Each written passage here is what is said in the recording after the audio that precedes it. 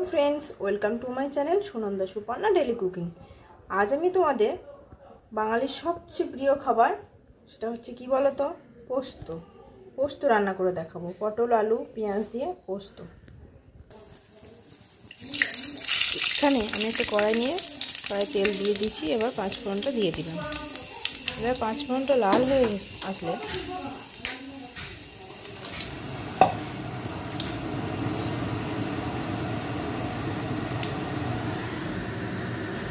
এখানে কিছু কুচি করে রেখেছি পটল আর পেঁয়াজ।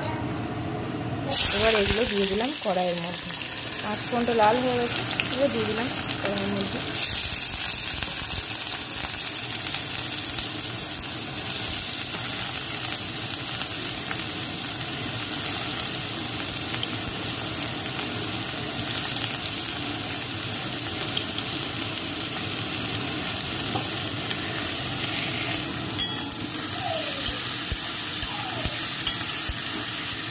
ভালো করে নাড়াচাড়া করে নেব।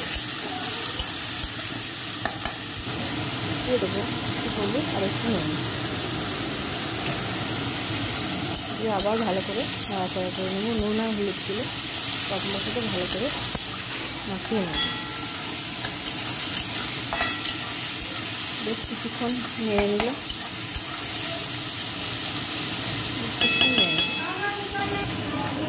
এবার নাড়াচাড়া করার পরে একটু ঢাকা চাপা দিয়ে দেবো। আস্তে আস্তে এটা হবে। দেখো এটা হয়ে গেছে। এবার এখানে আমি একটা আলু ছিটিয়ে দিয়ে নিয়েছিলাম। ছিটি দেওয়া আলুগুলো এবার পটল আর পেঁয়াজের মধ্যে ফেলে দিলাম, কড়াইয়ের মধ্যে দিয়ে দিলাম। এবার এটাও ভালো করে নাড়াচাড়া করে নেব। অনেকক্ষণ নেড়ে নিতে হবে।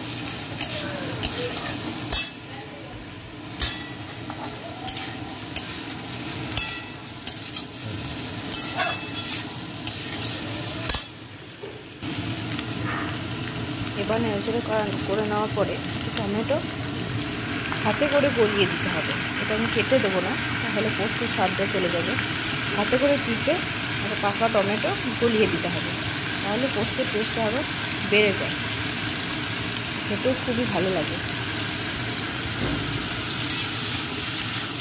আবার ভালো করে নাড়াচাড়া করে নেব।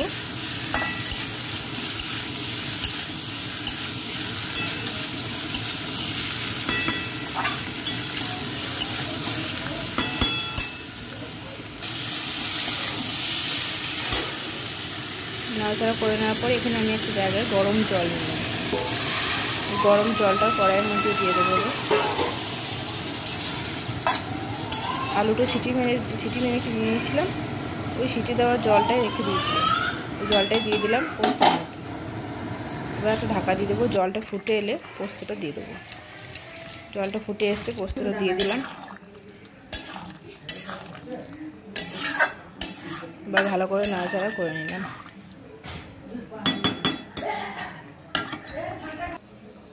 ব্যাস পোস্ত হয়ে গেছে।